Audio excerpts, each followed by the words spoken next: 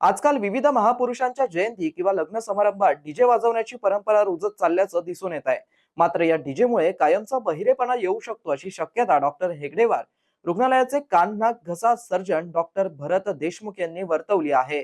DJ ऐवजी समारंभामध्ये ढोल बँड बाजा किंवा पारंपरिक वाद्य वाजवून आनंद घ्या असं आवाहन देखील त्यांनी एडियनच्या माध्यमातून बोलताना केलं आहे. डीजे डीजेचा आवाज हा अत्यंत जास्त डेसिबलचा आवाज असतो. साधारणतः आपण जे दैनंदिन बोलतो ते 30-40 डेसिबल ह्या आवाजामध्ये बोलतो. डीजेचा आवाज हा 120 डेसिबलपेक्षा जास्त असतो, जो अत्यंत घातक आहे.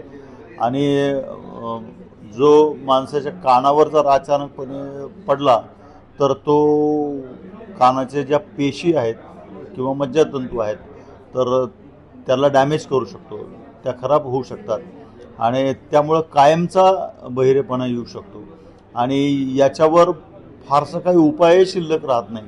त्यानंतर यंत्र वापरणं किंवा कॉक्लिअर इम्प्लांट ऑपरेशन करणं हाच महागडा कार्यक्रम किंवा उपचार करता येऊ शकतो.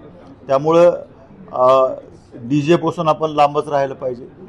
डी जेवर बंदी आली पाहिजे. विशेषतः डी जेचे जे डेसिबल लेवल आहे तर ते कमी केलं पाहिजे. ते 70-80 डेसिबलच्या खाली राहील इतकं ते कमी केलं पाहिजे.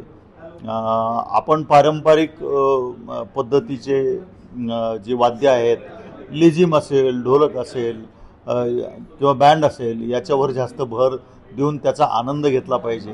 हो, आम्ही अशा प्रकारचे दरवर्षी सिरियस पेशंट हँडल करतो की जे डी जेच्या आवाजामुळे कालपर्यंत ऐकत होते आणि आज त्यांचा आवाज पूर्णपणे बंद झालेला आहे. म्हणजे आज त्यांना काहीच ऐकायला येत नाही. मग अशांना खूप हाय डोस स्टिरॉइडचा उपचार करावा लागतो. त्यात त्यांना झाला तर फायदा होतो. कानामध्ये कधी कधी आम्ही स्टिरॉइडचे इंजेक्शन पण देतो. प्रत्येक वेळेसच या स्टिरॉइडच्या इंजेक्शनचा फायदा होईलच असं काही नाही.